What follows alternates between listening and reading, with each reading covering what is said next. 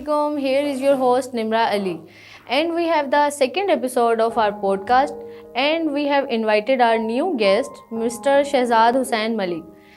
Assalamualaikum sir, कैसे हैं आप? वालेकुम सलाम। मैं ठीक, आप सुनाएं कैसे हैं? आप ठीक हैं? अल्हम्दुलिल्लाह सर, मैं बिल्कुल ठीक हूँ।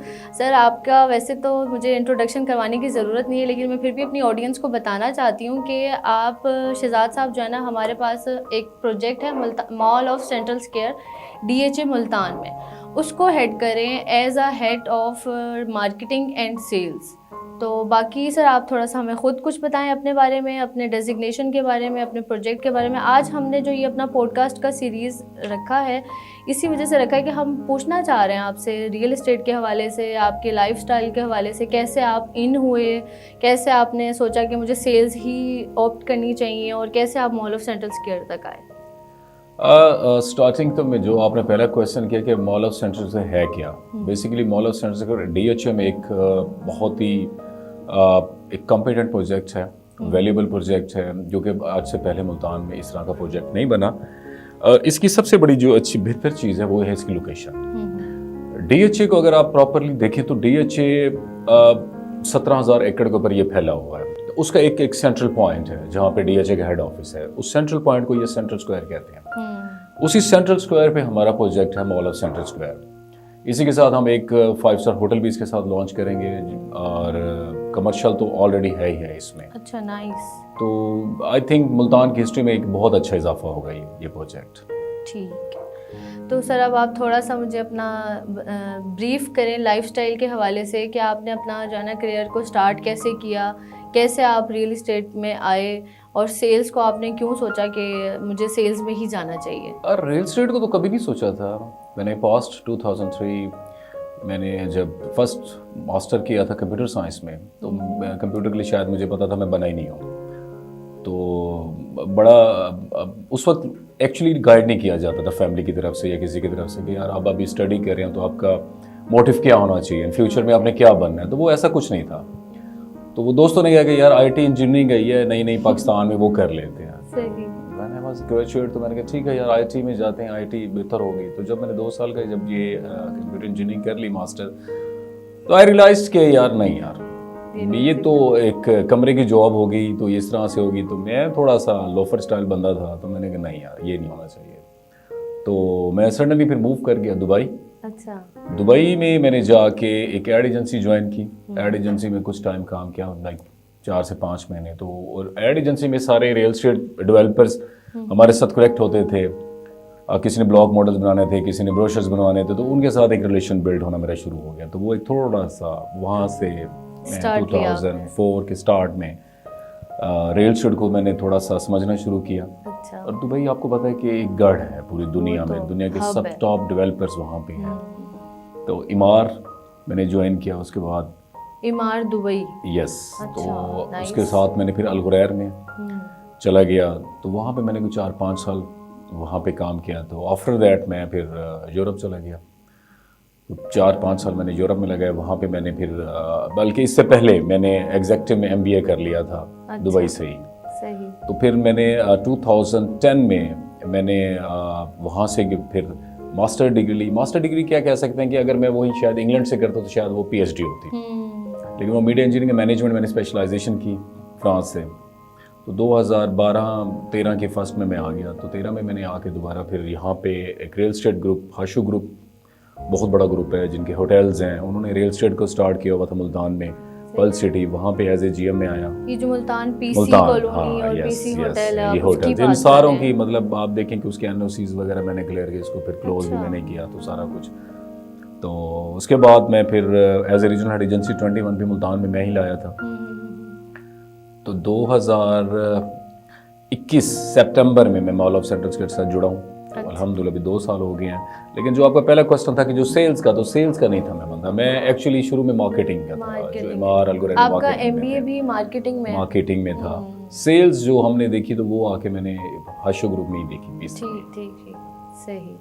चलिए, तो आपने सेल्स का भी बता दिया, ये टोटली ब्रीफ था, ये ब्रीफ हो गया। छोटा सा आपने अपना एक इंट्रोडक्शन हमें दे दिया। तो ये इस हवाले थोड़ा सा, लेकिन ये भी 20 साल हो चुके हैं इस पूरे टर्नओवर को, लास्ट 2 डेकेड से मैं कर रहा हूँ सही। real estate तो में। इस बीच में फिर आपने कैसे मैनेज किया, क्योंकि आपने बताया कि आप दुबई भी गए, फिर यूरोप भी हो गए, तो फिर शादी कब हुई थी आपकी? शादी मेरी हुई है 2012 के एंड में, जब मैं यूरोप से वापस आया। अच्छा, तो 2012 के एंड में नवंबर में मेरी शादी। लव मैरिज या arrange? Oh no, totally arrange. Arrange totally marriage। Arrange. मतलब मैंने मिसेस को देखा ही शायद मेहंदी वाले दिन पर। अच्छा, उस तरह से बिल्कुल सही। Arrange, literally arrange. ठीक हो गया, थोड़ा सा पर्सनल हो गया लेकिन कोई बात नहीं, हाँ इतना हाँ, चलता प्लीज है। प्लीज प्लीज, पॉडकास्ट ऐसे। चलिए, अच्छा सर, अब रियल एस्टेट की ही हमारी बात हो रही थी तो उसी को कंटिन्यू करते हैं हम। आप थोड़ा सा अपना इसमें मुझे पॉइंट ऑफ व्यू बताएं कि अगर हम अपने यंगस्टर्स को प्रमोट करें तो किस तरह से इसके अंदर हम प्रमोट कर सकते हैं कि अब आने वाले वक्त में यंगस्टर्स को इसमें ही आना चाहिए, या हमारे बच्चों को इसमें डिग्रीज भी करनी चाहिए, या कोई सर्टिफिकेट्स होने चाहिए, इस तरह का आप कुछ सोचते हैं या नहीं, ये सिर्फ एक्सपीरियंस से रियल ही? एस्टेट की बात करें आप? सिर्फ रियल मैं रियल एस्टेट में एस्टेट की देखिए बात इस करूँ। वक्त कनाडा में भी बहुत सी यूनिवर्सिटीज़ हैं जो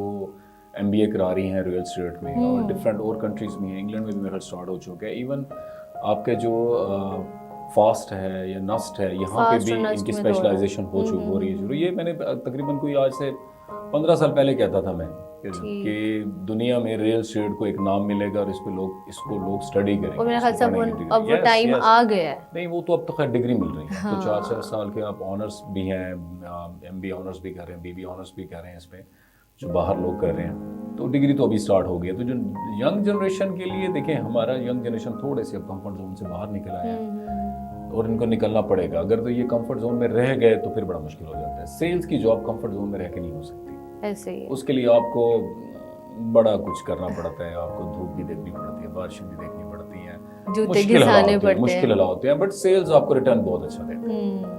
तो नई जनरेशन जब हमारा टाइम था उस वक्त लोग डॉक्टर इंजीनियर बनना चाहते थे। तो रियल एस्टेट तो कंसेप्ट ही कुछ नहीं था। वो प्रॉपर्टी डीलर का ही एक कंसेप्ट होता है कि प्रॉपर्टी डीलर है।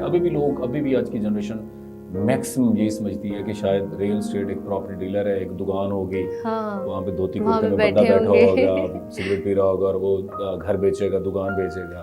सही। बट इस मिथ को थोड़ा सा चेंज करना पड़ेगा नई जनरेशन को। ये प्रॉपर एक अच्छी एक ऐसी प्रोडक्टिव फील्ड है जिसमें रह के आप अपना बहुत अच्छा कैरियर बना सकते हैं। और सबसे बड़ी चीज़ इसमें पैसा बहुत है। पैसा बहुत है, पैसा जो बहुत चाहिए है, जो हमें, क्या, हाँ, जो बाकी हमें वो चाहिए, आपको भी चाहिए, बट लोग मुझे भी पैसा चाहिए, हम तो सबको चाहते हैं, चाहिए। पैसा तो चाहते हैं, लेकिन उस कंफर्ट जोन में भी रहना चाहते हैं। तो कंफर्ट जोन में रह के पैसा नहीं कमाया जा सकता। हाँ, इसके लिए डेफिनेटली आपको अपनी वैल्यूज बनानी पड़ेगी। बनानी तो नई जनरेशन को अपनी वैल्यूज बनानी पड़ेंगी, सही। तो तब जाके एक अच्छा अर्न भी कर सकते हैं। ये फील्ड ओपन है। इसमें देखिए आप सिर्फ सेल्स के नहीं कर सकते, आप इसमें आके मार्केटिंग में आ सकते हैं, फाइनेंस में आ सकते हैं, एचआर में आ सकते हैं, इवन कंस्ट्रक्शन में इंजीनियर्स आ सकते हैं, आईटी इंजीनियर है, इलेक्ट्रिक इंजीनियर है, डिफरेंट मतलब बहुत सारी ऐसी इसमें जेडीज हैं जिसमें आप कहीं पे भी आपके अपना सर्वाइव कर सकते हैं रियल एस्टेट में। और इसके साथ रियल एस्टेट के साथ देखेंगे 200-250 इंडस्ट्री साथ जुड़ी होती है, तो उनके साथ भी आपके कनेक्शन, तो ये वेरी वास्ट फील्ड।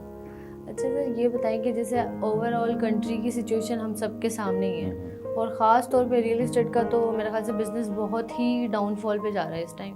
तो उसके लिए आप क्या कहते हैं, मतलब हमारे बच्चों को जो कि सेल्स में ऑलरेडी हैं, कि किस तरह की स्ट्रेटजीज़ को जो है ना लेके चलना चाहिए जिससे उनको लगे कि हमें आउटकम अच्छा मिलेगा? अब देखिए, इस पे अभी तो मुश्किल है थोड़ा सा, जिस तरह से हमारे सर्कमस्टेंसेस चल रहे हैं कंट्री के। बस मैं वही कहना चाहूँगा कि इंसान जब बीमार होता है तो दुख भी आता है, फिर उसके बाद सही होता है।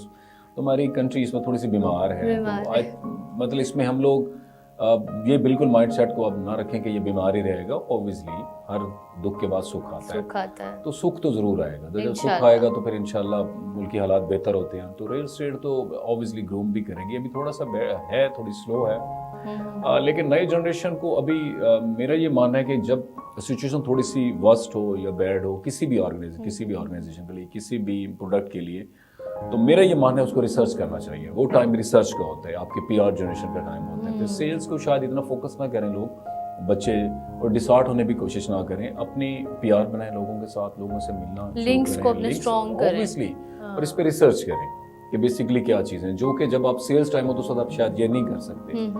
हमारे थोड़ा सा जनरेशन को थोड़ा सा चेंज करना पड़ेगा। देखें, उनको रियल एस्टेट को प्रॉपर जांचना पड़ेगा, सोचना पड़ेगा कि यार रियल एस्टेट बेसिकली है क्या। ऐसा नहीं है कि आप आए हैं तो आपने कहना कि यार ये शॉप बेचने, ये घर बेचने हैं, ये प्लॉट बेचना है, ये करना है। ऐसा नहीं है, नॉट एट ऑल, बिल्कुल नहीं है।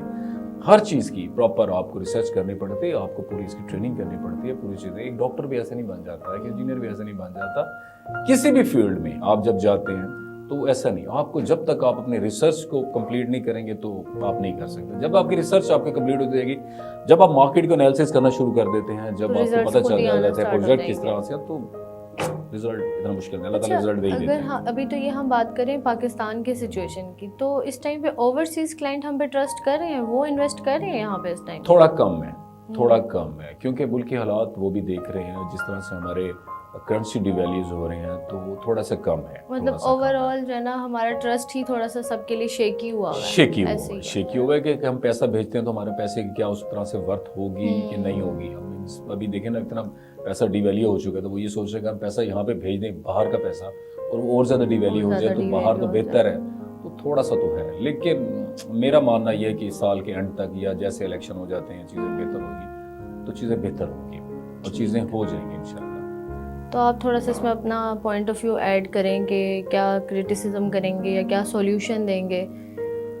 सोल्यूशन तो देखिए मेरे बस में तो कुछ नहीं। देखिए हम जो अपने प्रोजेक्ट पे काम कर रहे हैं, प्रोजेक्ट पे तो हम लोग तो पूरा होमवर्क करते हैं, पूरा चीज़ें देखते हैं कि क्या करना है क्या नहीं करना है। एट द एंड बात वही आ जाती है फिर इन्वेस्टर्स की। तो इन्वेस्टर्स या जो एंड यूज़र है वो फिर कनेक्ट ज़रूर होता है मुल्की हालात से। तो मुल्की हालात जब तक वो नहीं होते तो अभी कम है सबके, मेरे नहीं है, हमारे नहीं, पूरे पाकिस्तान में, ये सबको पता है। सिर्फ रियल एस्टेट नहीं, हर बिजनेस, इवन गोल्ड को देख लें, गोल्ड कहाँ पे सब बिजनेस ऐसे ही सब बिजनेस टॉप हैं, प्रॉब्लम्स में हैं, ऐसी अनसर्टेनिटी का शिकार हैं लोग, अनसर्टेनिटी चल रही है मुल्क में, तो प्रॉब्लम्स तो हैं। अभी हम लोग एक एक्सपो में मैं जा रहा हूँ, जद्दा में है, जो 1 और 2 सितंबर को। लेट्स सी होपफुली कि वहाँ पे किस तरह का इन्वेस्टर हमें मिलता है, तो वो देखना पड़ेगा। फिर कंपनी की तरफ से जा रहे हैं? कंपनी की तरफ से जाऊंगा, लेकिन वहाँ पे एक एक्सपो हो रही है पाइपेक्स, ठीक। तो उसके बाद फिर वापसी मेरा दुबई है, कुछ 2-4 दिन रुकने का, वहाँ पे कुछ इन्वेस्टर से मिलेंगे। ठीक। लेट्स सी, लोगों को अभी हम करते हैं मोटिवेट कि जी पाकिस्तान ही रहना है, आपने भी एट द एंड यहीं आना है। हाँ। तो इसके लिए थोड़ा सा आप लोगों के भी ऑब्वियसली एक इन्वॉल्वमेंट चाहिए, आपका भी पुट ऑन चाहिए चीज़ों में, तो बेहतर होगी चीज़ें, मेरा मानना ये है। सही। चले, thank you so much sir कि आपने टाइम निकाला, और एक बहुत अच्छी हमारी जो है डिस्कशन रही, जिसमें आपने अपना इंट्रोडक्शन भी दिया, रियल एस्टेट के हवाले से भी बताया, यंगस्टर्स के लिए भी बताया, और सॉल्यूशंस की तरफ भी हम आए। तो बहुत शुक्रिया आपका कि आपने टाइम निकाला। Be my honour. आप नेक्स्ट टाइम भी बुलाएंगे तो हम जरूर आएंगे इंशाल्लाह। हम लोग आपको पूरी सब चीज़ें बताएंगे इंशाल्लाह। थैंक यू जी, thank you so much, okay. आपका भी शुक्रिया।